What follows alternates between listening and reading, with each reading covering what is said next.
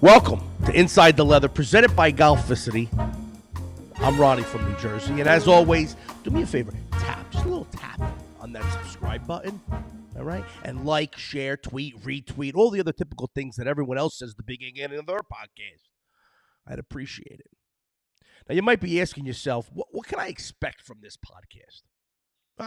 You're going to get my opinions, and if you ask my wife, I have way too many of them. I mean, I got to process an opinion on how to change a diaper properly, how to load a dishwasher. She's irritated by it, but I have opinions. But that's good for a podcast because you're going to get a lot of different takes on a lot of different things. You know, I'm a process guy, like I said. You know, you're going to get my opinions, you're going to get my takes, you're going to get reviews, you're going to get rants and stories. A lot of stories. Okay, on everything golf, from courses to equipment to fashion to the rules to tour pros to pro tour, trending golf topics and social media. Now, some of you might be asking yourself, what the hell exactly does Inside the Leather mean? You're going to have to wait for episode 2 to actually find out what it means, because this is episode 1 and it's my story, or my golf story. You know how they put the little golf? Yeah, my golf story. And how this gigantic man, if you're watching on YouTube, if you're listening to the podcast, just know I'm a very large guy. But I also have a very large love for the game of golf. And we're going to just dive right into it. And I'm going to start the golf obsession. It all started when I attended Coastal Carolina University, which is in Myrtle Beach, South Carolina. Right? They're the Chanticleers. Now, I don't even really know what a Chanticleer is. I still don't know what a Chanticleer is. It's like a wild turkey is what it looks like. It's a weird looking thing, but whatever. Was in Myrtle Beach. I said, yeah, let's go there. And my mother, she did something that was very, it was a beautiful thing. My mother says to me, she says, Ronnie, you're going to college in the golf capital of the world. This is obviously the way my mother talks. You might as well learn how to play golf. So she sends me a set of golf clubs. Now, she didn't know what the hell she was doing. My parents are from Newark, New Jersey. They didn't grow up playing golf. So she sends me a set of McGregor's.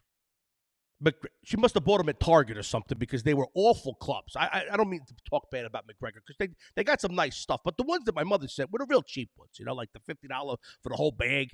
And they were graphite shafts. And those of you, again, who can see me, could you imagine this guy with a graphite shaft? But anyway, but let me tell you something. So I'm the type of guy who I need to be really good at everything I do. I'm like above average and all stuff that doesn't mean shit. You know, I'm like ping pong. I'm awesome at ping pong. Bowling, darts. I mean, video games. I mean, you name it. I'm typically really good at it, right?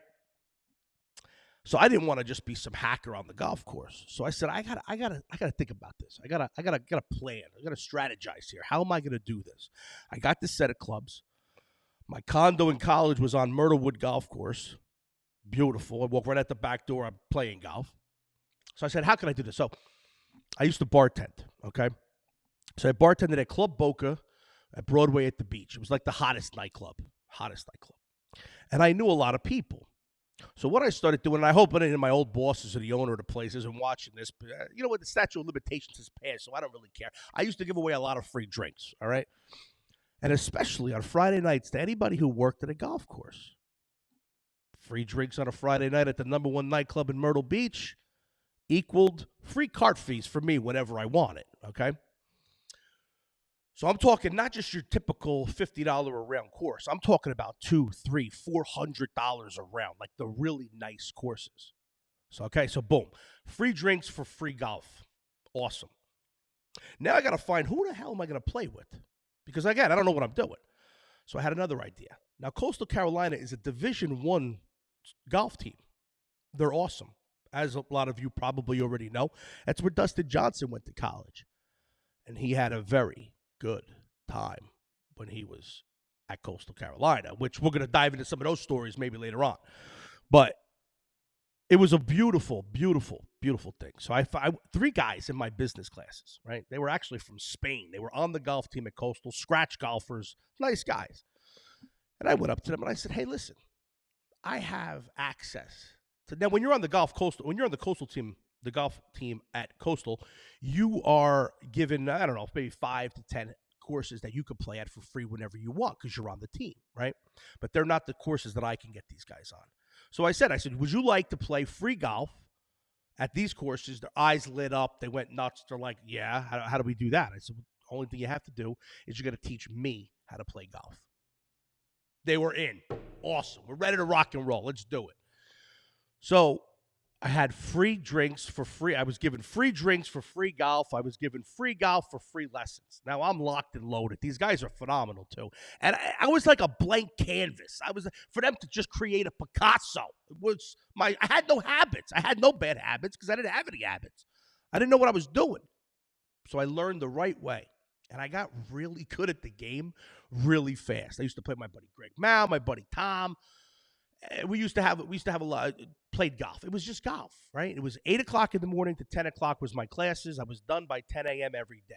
11 o'clock, I was teeing off at some of the best places in Myrtle Beach. 4 o'clock would come. I'd go ride my wave runner on the Intercoastal Waterway with my friends. And then 10 o'clock at night, I'd be bartending again. And I would do this every single day. So why would I ever want to leave? I didn't. I actually took an extra 2 years in college. I didn't get a doctorate or a master's or anything else. I got nothing else. I just didn't want to leave Myrtle Beach because who would, right? That's a pretty good schedule that I had. And I was making good money at the club too. So it was great. But finally, as most things, all good things got to come to an end at some point. So I moved home. I moved back to New Jersey because I decided to go to mortuary school. Now, most people say to me, they say, is that a family business? That's usually the first thing that they ask, but it wasn't. For me, it was just, I used to work at the funeral home when I was a kid, cutting the grass, slowly started doing more and more. And when I was done with school, I said, I got to do something. So I went to mortuary school. And being a funeral director was actually, it was a good job. You felt good about yourself because you were helping people in a time of need, and I was good at it. I knew kind of when to put a little comedy in there to kind of lighten the mood a little bit, lighten the situation, but very respectful. And it was nice to help people when they were in that time. But we're not talking about mortuary. We're going to pivot now. We're going to go to what happened next. Because of working in the funeral department, funeral home, I had a random Tuesday off because, obviously schedules are very unpredictable in that industry. So I had a random Tuesday off, and I was with my girlfriend at the time. Sorry to my wife, I'm sure she's listening, but it wasn't her. It was another girl. And we were in New York City, and we were going for breakfast, like to spend the day. We drove in nice and early. Yeah. And we're driving, and we see a line, and it's 1 block, 2 blocks, 3 blocks. But finally, by the 4th block, I pulled over. I said, I got to find out what's going on. And I asked this guy, so what are you doing? He said, it's open auditions for season 2 of Deal or No Deal. The show with Howie Mandel, Meghan Markle, the suitcases, right? Now, we were watching the show. It was on every single night of the week. But what they do is the episodes are airing. They were looking for season 2's contestants. So I was like, this is awesome.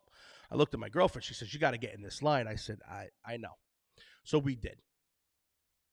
So we were there for 8 hours in line with about thousands of people. It was insane how long it took. It was nuts. So I'm going to tell you a little bit about the process of what they do for the audition for a Deal or No Deal game show, right? Now, this was the best game show for me because I didn't have to answer any questions. I didn't have to do anything. It was just it was probability, and you had to be a character, which you probably already could tell that I'm just that.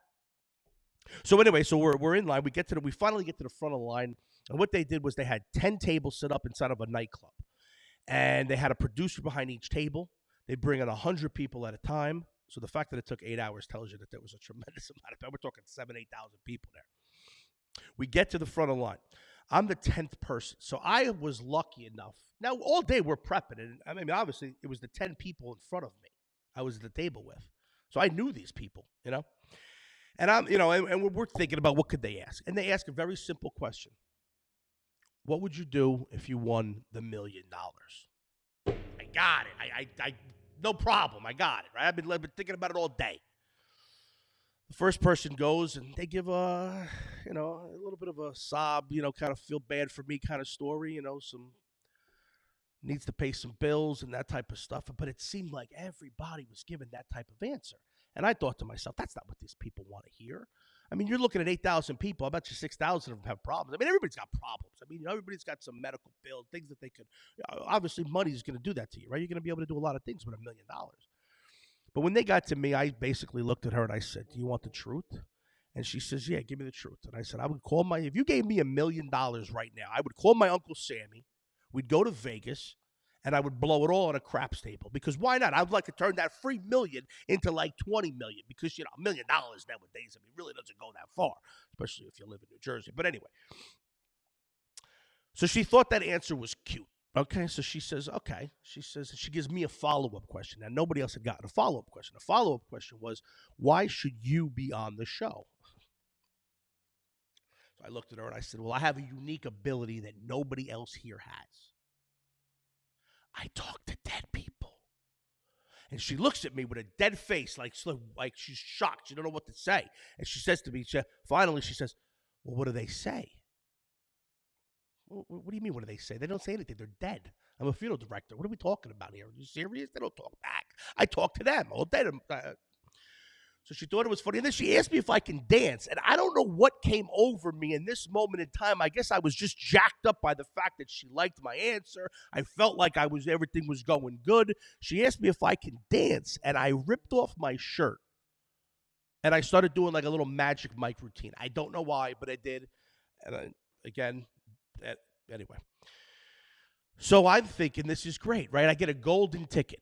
The golden ticket now, what it does is it gets you into the next day. They want you to bring back members of your family, members, friends and whatnot, to play a mock version of the game. Now, of the 8,000 people that auditioned that day, only 130 got brought back for day 2. Now, day 2 is set up in a gym, right? And we're in the gym. And there's just massive amounts of people. And my mother, my mother's an Italian woman.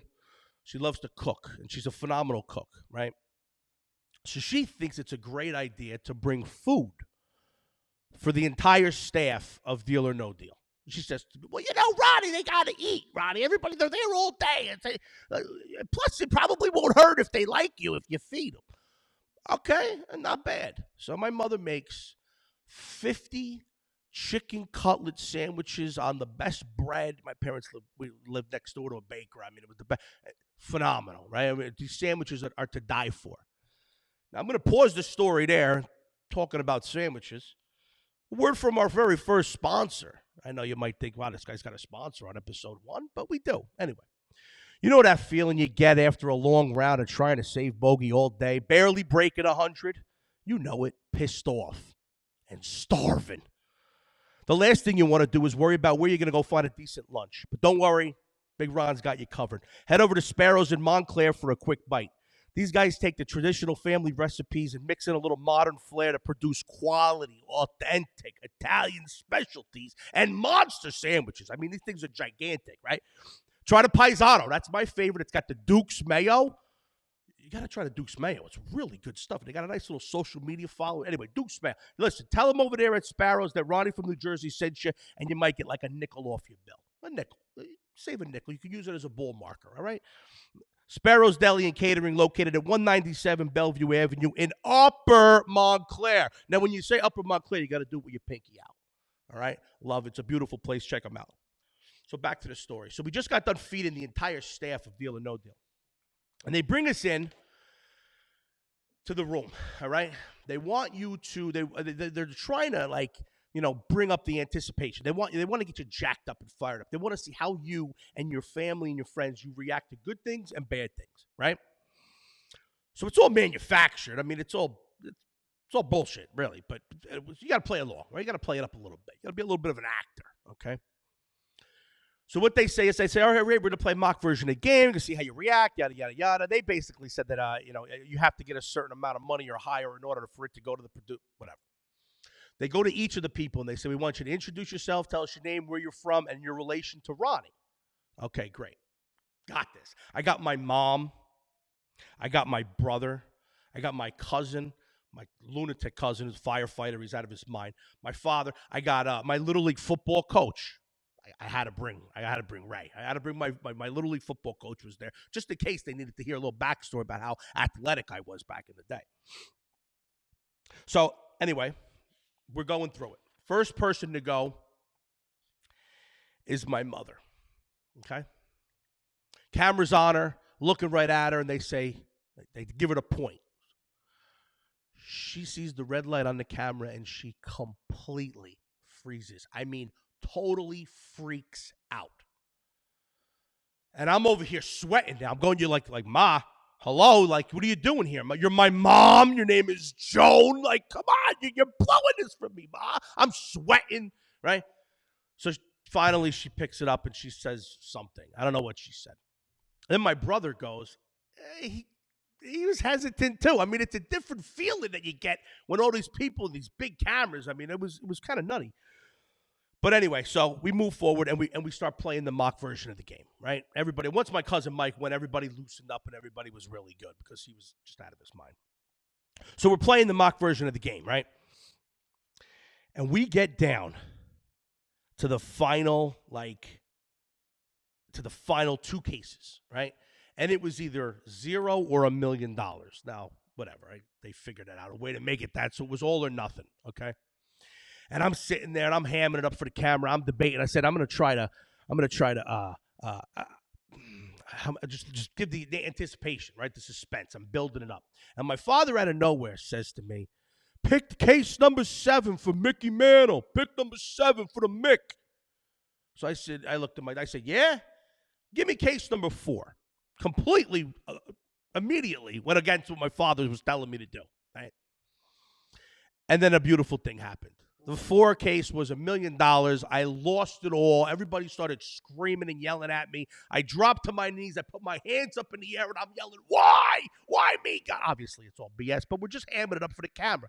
Well, my father comes out from around the side, stands in front of me, winds up with an open fist, and I just whack, right across the face. I mean, it felt like Mike Tyson hit me in the face with an open hand.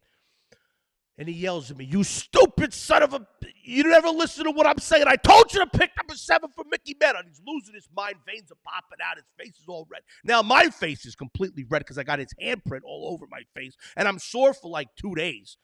So we're going to pause there. Yeah, have you ever been sore enough? Have you ever been sore enough that you couldn't actually go out and play that round of golf that you desperately wanted to? Have you ever been unable to finish a round of golf? If you've answered yes to either of these questions, then you got to go see the guys over at Pro Staff Physical Therapy. They have the latest state-of-the-art equipment and specialize in sports orthopedics. They have 9 locations located throughout northern New Jersey and accept all major commercial insurances. Now, real quick story, true story, all right? This is Pro Staff. I had a back issue, right? In New Jersey, it snows for, it's winter. You got the seasons, which is nice for the family, the kids, okay, whatever. But it's cold. You can't swing. You can't play golf. It's very hard, there wasn't that very many swing studios, like there are nowadays. But anyway, so you'd go 4 or 5 months without swinging a golf club. All of a sudden, spring comes, and you are fired up. You've been chomping at the bit to swing your club. So what do? You go to the driving range. You get a bucket of 150 balls because 85 is not enough, and you go hit nothing but driver. 150 drivers like a lunatic. And you tweak your back, and you're laid up for a month, and you ruined everything, right? So what I always did, I would go to my man Zach. He's in the Clifton location, right? And he told me, I said, my back is killing me. I think it's because I started swinging the golf club again. He said, no, actually, he evaluated me in 3 minutes and said, it's actually your neck. It's not your back. Your neck, your rotation's no good. He gave me 3 exercises. And I swear to God, to this day, before every round of golf, I do these 3 exercises. And I feel fantastic, and I'm really getting through the ball. I'm telling you, Pro Staff, check them out. All right, back to the story. So my father slaps me in the face. Everybody's laughing hysterical. The producers behind the camera guy's losing his mind. He can't believe that my father just laid me out. I was on my knees, but I laid me out with a slap. And of course, we played it all up for the cameras, and it went fantastic. So I'm over here thinking that there's no doubt that I will be getting a phone call that I was getting on this show. A week goes by, nothing. And I'm just dying now. I'm just any day now. It's going to happen today. It's going to happen today. 2 weeks go by. A month goes by. 2 months go by. 3 months go by. No phone calls from Deal or No Deal. I'm not on the show. I'm furious and I'm pissed off, right? And then I get a phone call. I get a phone call from this lovely lady named Allie. And Allie says to me, hey, Ronnie, congratulations. I'm calling from Deal or No Deal. You've been selected to be a contestant in season 2 of the game show. And my first reaction was, yeah, nice try. I appreciate it, but I'm not buying your BS. I hang up on her. Now, in my mind, I'm thinking 3 months later, that's bullshit. It's my cousin Mike told some girl to give me a call to bust my chops, right? Bust my stones. And I said, I'm not having it. So she calls back again. I'm not, stop! Tell my cousin I said hello. Hung up on her again. 3 times I hung up on her. Now, it was actually real, people. It was the real deal. That was getting the phone call, right? So she calls my girlfriend at the time, and my girlfriend calls my mother. My mother calls me and says, this is for real. This is legit. Like, you better call this girl back. So I did. I called Allie back. I was probably apologized to her for 90 minutes. See, what I didn't know was that New York City was the first city that they actually auditioned for that season. So they had to go through the entire country before they made their decision who the contestants were going to be. So I actually I didn't know that, obviously, because they don't tell you anything. So I get on the show. They fly us out. It was 12 of us. They flew out. We're all dressed in black. They're my pallbearers. I'm the funeral director. I got the casket on the stage. Howie Mandel's there. The crowd is electric. It's real small. It's actually a lot smaller in person.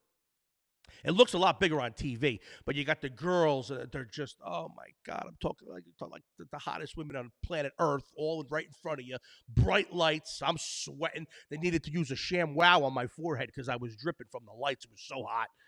And so we're playing the game. Howie's great. He's giving his jokes, all the stereotypical, funeral director jokes. They hadn't had a funeral director on the show yet, so they tend to, so they were working with that. I was getting huge laughs. Howie was getting small. He was getting laughs. He was saying his little jokes, right? And then I was coming over the top with your typical Jersey kind of whatever. And I'm getting roars, and we're going back and forth. It was like a tennis match. It was great. Made for great TV, right? Through the course of the show, I get the highest offer that I get. Well, not the highest offer, but one of the offers I get is $94,000. Now, I had a system in my head. Again, I'm a system guy, right? I knew the averages. I was at a point where I had to open up 3 cases. If you're familiar with the show, I had to open up 3 cases. The $1 million, the $400,000, and the $100,000 were still available. Okay, I had to open up 3. The offer was $94,000. In my mind, I said, nah, it's not a good offer. The average should be a lot higher than that, and there's no way on planet Earth that I'm going to open up all 3 of those cases, right? As long as I kept one of them in there, the offer would have stayed the same or went a little higher, right? So what we do is this. The camera cuts to my mother, and there's a clip of this. We may be able to put it in here or not, maybe not, whatever, but there's a clip of this on the internet. It's called Ronnie, Take the Money. It's my mother screaming at the top of her lungs, Ronnie, take the money! And my brother stands up, no deal, let's gamble. She grabs him by the collar, horse collars him back into his chair, tells him to shut up, and she's begging me to take the money. Now, I said, of course, we played it up. We played it up for the cameras. I told my mom, listen, I got it. Relax. Calm down. I said, no deal. So, of course, the lights dim, everything, all the suspense, everything goes bananas, right? So we turn around, right? And the next thing that they say, I got to open up 3 cases. The first case I open up is the $400,000. The next case I open up is the $100,000. So now there's 1 case left that I have to open before the next offer, and the only case that's over $10,000 is the $1 million. Luckily enough, we were able to not open up the $1 million there. We opened up 1,000. The offer went up. The average went up. Everything was beautiful. The next offer was $131,000. I looked at Howie Mandel. I said, I'm not stupid, Howie. I took the deal because I would have had to open up 2 more cases, and I would have been in that same pressure situation that wasn't worth the risk. I took the $131,000, and I gave Howie Mandel, which I found out afterwards to be a no-no, a gigantic kiss on the top of his head. And you could probably Google why that's a no-no. But anyway, so boom. So now we win the deal or no deal, right? We're moving on. We're in the back of the office now. And I'm filling out paperwork. The producer, the main producer from NBC, he comes into the room and he sits me down. I'm signing all this paperwork, and he says, Ronnie, that was absolutely spectacular. That was one of the best episodes we've had. The way you were interacting with Howie, the crowd, you were giving it back to him. You were going back and forth. It was beautiful, right? He says to me, you should be on TV.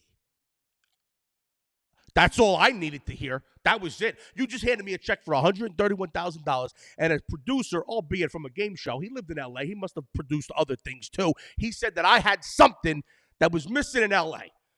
That's it. The funeral business it's not going anywhere. I mean, it's going to be there. So I took a sabbatical. I took a 1-year sabbatical with a $131,000 check. So I fly back to New Jersey. I give my 2-week notice. Boom, I fly back this way, and we're ready to rock. Now, I'm going. I'm doing it. I had one guy tell me that I was kind of funny, and that was all I needed for me to rock and roll and go out to L.A. So now, this is where this part of the story gets interesting now. So I'm on the airplane.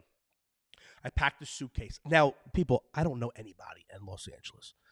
Not a soul, okay? I don't know anybody there. I'm on the airplane. I packed one suitcase, and I shipped my car, okay? I sit next to this lovely, nice lady, nice girl, right? She was my age. We're sitting there, and Laura, never forget her. Super nice. We're talking. I'm telling her all about it. She tells me she's in marketing. She gives me that flair. Tells me she's in marketing. I tell her I just was on Deal or No Deal. I won this. I couldn't tell her how much I won because they make you sign a contract for like $5 million that you're not going to give the results away of the episode before they scare the hell out of you, by the way. So I tell her I was on Deal or No Deal as a contestant. The producer said I should be an actor. I'm going to give it a shot. So I tell her that whole story. I'm making fun of everybody on the airplane coming in and out of the bathroom. I'm making her laugh. It's a 5-6 hour flight, right? So so we're doing that. We land in L.A., and this girl hands me a business card. Laura hands me this card. It says to me, she says, I want you to come to my office tomorrow morning at 8 o'clock. Now, I look at this card, and I'm like thinking, wait, you're in marketing. What do you want? What the heck do you want from me? So she says, I want you to come in. I want to represent you. She said, I'm an agent. This is easy. What are we talking about? I just made $131,000 on a game show. I just sat next to an agent for 6 hours, and by the end of the flight, she wants to represent me. This is easy. Anybody could do this, right? So I said to her, how come you told me you were marketing? And she says, well, because for the 6 hour flight, you would have been trying to get me to be your agent. I mean, obviously it would have worked, right? I mean, you just gave me your card. And she said, this is the one time that it actually would have worked. So next morning, fast forward, 8 o'clock, 9 o'clock in the morning, whatever it was. I don't know where I am, Hollywood, West Hollywood, who knows? Again, I know nobody. I know Laura now, and then the flight attendant. That's all I know.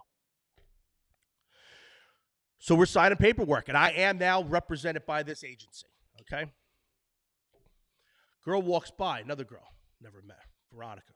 Veronica. She walks by, and she stops, dead in her tracks. She peeks back into the room, and she says, do we represent you? I said, yeah, in about 2 seconds when I sign this piece of paper, you do. And she says, okay. She says, can you make it to Santa Monica in 30 minutes? Absolutely. No idea where Santa Monica is. I had no idea. And anybody from L.A. knows you're not making it from Hollywood to Santa Monica in 30 minutes. But I told her that I could. Whatever. She says, we have an audition. I think you're going to be perfect for it. I said, okay, great. Now, Laura, the agent now, she looks at Veronica. She says, well, what exactly is, what are they looking for? A heavy-set guy on the beach.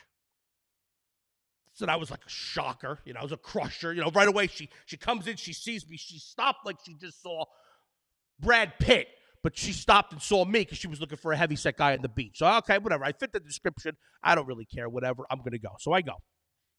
Now, let me tell you a quick story here about what my family does. My cousin Mike, you'll hear about him a lot. He's out of his mind. He's a good guy. So my cousin Mike, he introduced this idea to me, all right? You know how uncomfortable it is? And there's not a swimsuit ad, I promise. You know how uncomfortable it is when you're wearing a bathing suit? The netting that's inside? What do guys do? What do we do? We cut it out. We cut out the netting. We wear our boxers. We wear, whatever, underwear, whatever it is.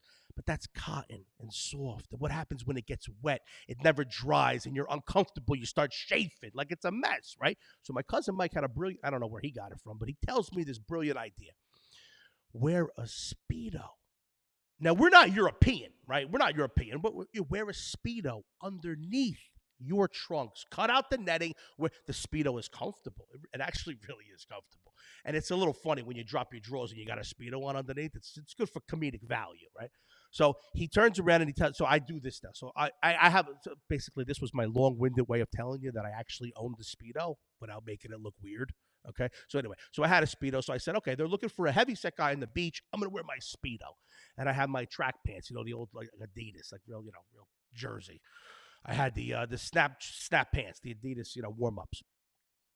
Again, not sponsored by Adidas yet, but we'll see anyway. So I got my Adidas track pants on. I'm going to this audition. Now I get to this place. I get to the audition place, and it's packed. I mean, there's like 100 of the fattest guys you could possibly imagine. I mean, it's like we're all in the same place. Like, if I had a hot dog truck, I would have pulled it up outside this audition because there was about 17 tons of weight in the audition room, right? So we're there, and I'm feeling good because, to be honest, I actually felt really good about myself because I wasn't even close to the fattest guy in the room. But anyway, so I digress. So we're back in there. So the girl tells me, she goes, okay, she calls, she's reading off the names, and I signed in. I just was doing what everybody else was doing. I signed in, right? She calls the 3 names, and I'm one of the 3 names. Guys come up, and she says, can I have your headshot? So she takes the headshot from the first guy, headshot for the second guy. I don't even know what a headshot is. I just landed in L.A. with a suitcase 12 hours ago, the night before. I don't know what is going on, right? So she says to me, and I said, I don't have any left. I ran out. I don't have a headshot. No problem, gang, go inside. Now, you go inside the room, and it's like, blow your mind. It's like theater seating. There's like 20 people in the room. There's the people from, it was a Panasonic commercial. I don't know if I even said that. Right? It's a national Panasonic commercial was what it was for, right? So there's Panasonic reps in the room. Then you got the director, everybody, the ad agency. You got the casting director. Everybody's in the room, right? So they come up and they say, okay. So guy jumps up. He says, great. Okay, guys, what we're going to have you do is we're going to have you stand up here and mime a metal detector. We want you to just walk back and forth pretending you got a metal detector. And I'm thinking it's kind of stupid, but whatever. Anyway, okay. So first guy goes. He gets up. He's miming the metal detector. He walks back and forth. I'm going, look at this asshole. This looks retarded. It looks so bad what this guy was doing. It just didn't even. I was like, all right, whatever. So he goes. He's done. Next guy goes up, does the same thing, back and forth. It's insane. And I'm thinking to myself, how can I be different? What can I do it just makes me stand out a little bit more? So what do I do? All right, they want the metal detector, so what do I give them? I'm a mime now, so I'm miming, right? So I mime putting on headphones, and I start bopping my head a little bit, right? I'm bopping. And then I pick up my fake metal detector, and I do a couple of sweeps. I mean, like maybe 2 quick sweeps with the metal detector. And I'm bopping. I throw the metal detector, and I just start busting it out. I mean, I'm dancing. I'm giving them the fist pump, doing all the moves, right? Now, I have no shirt on. I just have these snap pants on. So what do? Rip the snap pants off mid-dance, exposing all of this in a Speedo. I mean, I'm talking truffle shuffle from Goonies. Everything's moving and flowing and bouncing. This guy, I've never seen anybody pop. It was like there was a fire in the building, a fire in his ass. He pops out of the chair and he does this. He's a director. Can you spin? He's directing me. He's telling me how to dance, and I'm doing it. Whatever. I'm like I'm a donkey, and I'm up there doing what he tells me to do. Right? So boom. That ends. They're clapping. I mean, I get like a standing ovation. I mean, everybody's going nuts. The kid's great. I'm thinking, all right, this is awesome. I walk out of the room. The 2 guys that walked in there with me were like, that was something like we've never seen before. That was amazing. And congratulations, you just booked a national commercial. I said, no shit. You think so? Come on. Really? They said, how long have you been doing this? Funny story. I got here yesterday. I flew in last night. He goes, well, how long have you been acting? I said, 20 minutes. First ever audition. They couldn't believe it. How did you even get this audition? He says, well, I met my agent on the plane. I tend to step in shit. Good things always seem to happen to me for some reason. I don't know why, but they do. So I booked a commercial, right? We shoot this commercial. Now, obviously, they took my idea. They changed the entire premise of the commercial to being me dancing with the old Walkman, the old the tuner radios, like the ET headset, and I'm dancing. They gave me a tail, razor glasses, real creeper, right, in a Speedo, with 3 of the hottest women on planet Earth were the other 3 girls in the commercial. They were promoting the new Panasonic camera that could one-touch flip the video, which is kind of funny now that our phones do it. But anyway, this was obviously years ago. Excuse me. So It was just a phenomenal commercial, right? I shot it, got the book. So things kicked off pretty good for me in Los Angeles. And I continued in LA to, excuse me one second. Let me tell you a little something. This is fun. This is good stuff. Hang on. I got more of it here. Here we go. We're coming in hot.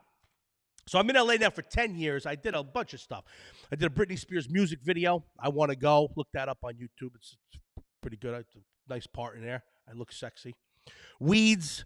I was on Sons of Anarchy. I did a show called Movie Mob where I actually got to be, I was paid to review movies every single week.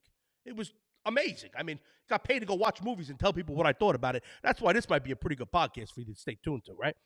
Then we have Fanarchy. So that show spun off Fanarchy, where I got paid to talk about my opinions on sports. I was known as the Jersey Joker, which was funny because we were filming. I was in LA, so everybody was in LA, but whatever, you get it. It was over Skype. It was good.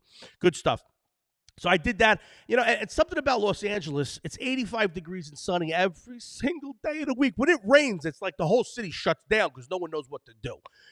It's the best weather in the world for golf. And if I didn't have an audition, what was I doing? I was playing golf. It was 85 degrees with no humidity. Feels like 70. So just picture a spring day. Oh, clear skies, beautiful. Now, granted, it takes 9 hours to play a round of golf in California, in LA, because it's just so packed. But anyway, it's still beautiful. So I'm in LA for 10 years. And you know one thing about LA, when you're from New York and you go to LA, you know right away. You either love it or you hate it. And there's no middle ground, and you know immediately. I loved it. Because in New Jersey, you know, I'm going to be honest. I'm going to be real with you. I'm lazy. Or I'm considered a lazy guy in New Jersey. But out in L.A., in New York, they're fifth gear. Everybody's in a rush. Everyone's got to go somewhere. And I'm like, where's the fire? Calm down. So sorry about that. Anyway. So I got a conference call coming up soon. So here's what we got. So you're in L.A., you're in New York, you're from New York, and you're fifth gear. You're flying everywhere. You're always late. You can't be late anywhere in New York. You go to L.A., it's the complete opposite. They're in third gear, right? They're absolutely cruising. I fit in perfect. In LA, I was like motivated because I talked fast, right? I was a fast talking New Yorker. So to them, they thought I was really motivated, but I was really considered lazy in New York. Anyway, we'll get out of that.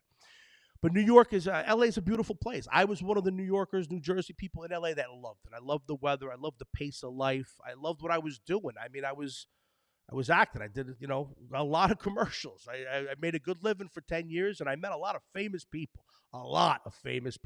I'm not going to name their names now because I want to cultivate the stories nice, to present them to you in a really nice way. And a lot of them have a lot to do with golf. But one story that I will tell.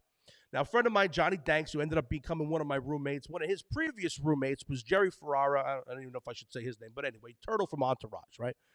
And there's a story that was told, that Mark Wahlberg was asked, what is the single most bit of advice you would give an actor coming to Los Angeles, right? So what's that one thing that you would tell him? Now, normally you're thinking maybe headshot, acting class, you're thinking, one of those types of things, right? His response was learn how to play golf and learn how to play golf well. Because at that point in time, 50% or so of his gigs that he had gotten came from a golf course. Most you really get to know a person, a client, a customer. There's no better place to make a deal than on a golf course because you're with them for 5 hours, 4 hours. You're eating, you're drinking, you're having a good time, you're being competitive, you're outside, it's nature. I mean, golf is the greatest thing in the world, right? But if you're not good at golf and you're hacking them up, I mean, look, they're not going to want to play with you very much. I mean, handicaps can keep it competitive, but when you're trying to get someone's attention, when you're trying to be noticed, you want to play well. And if you're better than them, they want to play with you more. They want to learn something from you. And if you're smashing 300-yard drives, right, and you're hitting 180-yard approach shots with an 8-iron, sticking it 10 feet from the cup, and you're walking up like it's no big deal, and you're tapping them in for birdies all day, they're going to want to hang out with you. They're going to want to do business with you, right? So that's what he says. I'm like, great, this is awesome. That started that story when I first got to LA. That was all I needed to just play golf every single day. I felt like I was doing like a thing for my career, like I thought it was going to help me. But so that's a good one. And then I'm looking for love. I'm getting older. I'm in LA now for 8 years, 9 years are going by. Things are good. I'm happy, but I'm missing something. I'm a big dad. I'm a dad. I'm a dad. I love being a father. I always wanted to be a father. I always thought that I would be a good father. So I'm looking for love now, right? I'm looking for love in Los Angeles. Yeah, good luck, right? So I'm thinking, but I'm forward thinking. So I'm thinking to myself, okay, let's just say that I meet a girl. And she's lovely. We're hitting it off. Things are great. And we're going to get married, right? And she's from Iowa. Let's just say Iowa. Now, nothing against Iowa. I love Iowa. I love the Hawkeyes. I mean, I'm a fan. I really am. But could you imagine me in Iowa? I don't know. So if you have a kid, what tends to happen when you have a children? You want to move back to where your family is to help with the children, that type of thing, right? So this is in my head now. But I stopped going on dates with girls because of this. I'm thinking to myself, it makes no sense, but she's going to want to go back to Iowa if we have kids. So I said, all right, I got to find a girl from New Jersey in LA. Because if she wants to go home with the kids, I'm going home too. And it's beautiful, right? Like a needle in a haystack. Anyway, I fly home. My brother gets married. I fly home for the engagement party, right? And I'm Ronnie from New Jersey. I'm the guy that they all saw in the Britney Spears commercial. And I'm, hamming it up with all my future sister-in-law's friends. And I meet one. She's great. She really is. She's laughing at all my stuff. Even the stuff that I didn't think was that funny, she was laughing. So it worked out good. So I ended up starting to date my sister-in-law. One of her best friends from growing up, lived next door to each other since they're 2 years old. Now they got the same last name. Their kids are related by blood. And it's a beautiful thing. It's nice. Me and my brother, we go play golf. Our wives get together. They're best friends. They take the kids. It's nice. So it's a beautiful thing. Now we got a house. We obviously got married. We live in New Jersey. We got 2 kids now. I got a 3.5-year-old son who I named after my father-in-law. Great guy. And then I got a 5-month-old daughter at this time. And I named her Veronica after me. Get it? Ronnie, Veronica. I can call my daughter Ronnie without the tax issues or anything else getting mixed up with being a junior. That's another whole story that we got to get into at another time. But there's only been one consistent thread throughout my life since college, and it's been golf. Okay? It's been the obsession with golf. Enter golficity, right? Enter golficity. I see a post. Now, I've been following the guys for a long time. I love the podcast, the golf podcast. They're doing great things. I picked up, obviously, through the videos that they're from New Jersey. They're playing some of the courses that I know, and I'm excited. I said, I gotta get these guys. I gotta get my way. I gotta meet these guys. I want to play around the golf. So I made a video a couple months ago. I had just gotten a new driver from my buddy Zach over at or Jeremy over at Club Champion. I got a new driver, so I made a little video for Instagram. I posted it. I heard nothing from Golficity. I tagged them in it. I didn't hear anything, right? Nothing happened. So I'm like, all right, whatever. They must be busy. I mean, they're blowing up. They're all over the place, right? So I turn around now, and all of a sudden I see a post that they put up about HQ. They got a facility, and they're looking to bring some more things in. They're trying to get some more stuff going. I said, I'm making a video. I make a 10, 15-minute video. I send it to them. I slipped it into the old DM there on the side action, right? And they see it. I get a call back. They say, they must have said this guy's out of his freaking mind. I mean, look at him. He's a lunatic. I'm screaming into the camera in the audition tape, right? But it was fun. I was like, I want to show my passion for golf. These guys, I think we're going to get along great. Let's see what happens, right? They called me and they said, loved your energy. We got to see what's going on. We meet up. It all goes from there. I mean, things are happening. We tape. I was working on this stuff. We've been in the lab working on this ideas for the show. Check out the logo. Look at the logo. Come on. We're getting official here. Things are rocking and rolling. This is only a couple weeks in. Could you imagine when we have months to really think about stuff? This is going to be nuts. But real quick, speaking about the logo, thanks to social media, we have all the opportunity to create a brand with a following. What sets the O'Brien Creative Group apart from other branding experts is our creative-first approach to harnessing the potential of your company and translating it to the masses, right? Whether you're seeking out a professional branding identity or a simple logo design, you can count on the creative minds at OCG to accurately, artfully interpret your company's true identity throughout any medium. Visit O'Brien Creative Group. That's OBRIENCREATIVEGROUP.com. Wow, I got to talk to them. That's a really long website. To learn more on how they can be of service to you. I told my man Drew at O'Brien Creative that I loved golf. We're doing an Inside the Leather podcast. I want it to be nice. And I'm a Jets fan, which you'll find out as well. I'm a diehard Jet fan. So the green is the Jet green, the yellow for the Masters. It brings it all together. He does beautiful work. Check them out. So back to it. Now, it's just a clean logo. It's clean. It's professional. So now I just want to wrap this up here, put a little button on the whole thing, right? So I'm looking forward to bringing you some funny, real, authentic content of my golf experiences every Thursday with the podcast and on the YouTube, the YouTube video too, so you can see me as I'm actually talking it out, right? And all other social media platforms. But before we go, right, I want to end with each episode with what I'm calling Par 5. All right, now I don't know if that's already been branded or whatever. I don't even know if I can use it, but it's the first episode, so I'm sure we'll get some leadway.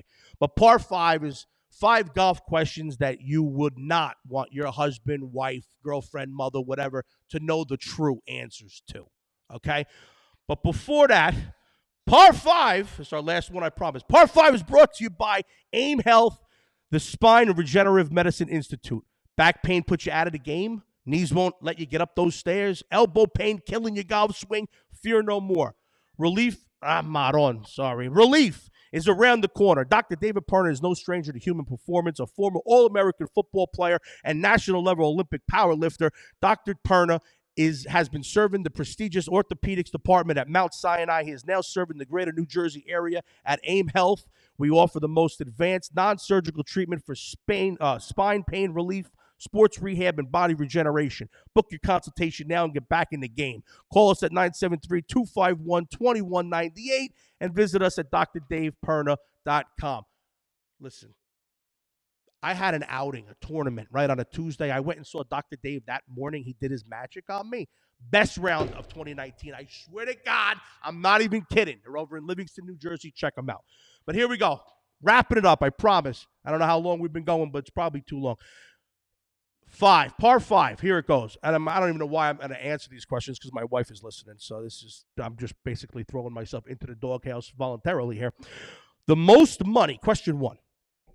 The most money you've ever spent at one time on golf equipment, and what was it? And for me, it's easy. It was just a couple months ago when I got fitted for my new irons. I got the Callaway Apex irons, the Apex Pros. They're gorgeous with the Omani shafts, custom made. It was like $2,200. Sorry, honey, I know I only told you they were 12, but they was 22. Anyway, moving forward, I'm hitting them. The dispersion, they're perfect. Anyway, go get fitted for your clubs, like the golf history guys say all the time. You gotta get fitted. It truly makes a difference. Anyway, question number 2: most amount of money that you've ever lost on a golf course bet. You're going to hear a lot about this story because we're going to bring it to you as well in episode 2. But I lost $1,500 by one putt. And you're going to hear the story. It was disgusting. I actually was throwing up. I was throwing up afterwards. It was, anyway. Most embarrassing thing in your golf bag. I have 3 for you real quick. I use the consistent tees. Now, there's nothing wrong with the consistent tees. They got the little nubs, so you actually might have a problem with consistently. Oh, there you go. Perfect name. Teeing up the ball. Sometimes a little too high, a little too low, pop it up, stingers. Teeing up the tee consistently is very important, and with the consistency, but they're a little larger, so my friends always bust my ball. So the consistent tees are in my bag. I always keep a set of wet wipes in my bag, always, because you never know when you got to go. And also, the last is I'm not a soccer fan, but I found one of those soccer balls, the Truvis, whatever they're called, the Callaways, and I fell in love with them. It's something about you see the spin real nice. Anyway, so I like the soccer ball. So those are the 3 embarrassing things in my golf bag. Number 4, go-to snack on the course. The Nature Valley, the oats. There's 2 of them, and they could be in your bag for like 27 years and they're still good, right? Those are the ones. And also a hot dog. Got to have a hot dog on the turn, which you also find out I'm hot dog Ronnie. I got to buy a huge love for hot dogs. That's a whole nother thing. Anyway, and then the last question, biggest part of your game that you lie about. Because there's a lot of liars, a lot of sandbaggers in the game of golf. Let's be honest. For me, I tend to say that my drives average about 285, which is probably bullshit. It's probably more like 260 if you actually measured it out.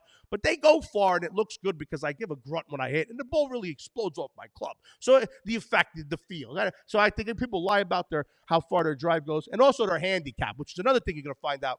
I play some guys in a Cape May National. We play a little tournament down in Cape May every year, and they're all telling me that they're 22 handicaps. They should be playing at like an 18. I don't want to hear it. They're all BSing. So everybody lies about their damn handicap and what they're really shooting, how far their drives really go. Let's be honest, right? And you know what? That's it, guys. That's it for episode 1. Special thanks to Golficity. And as always, keep it inside the leather.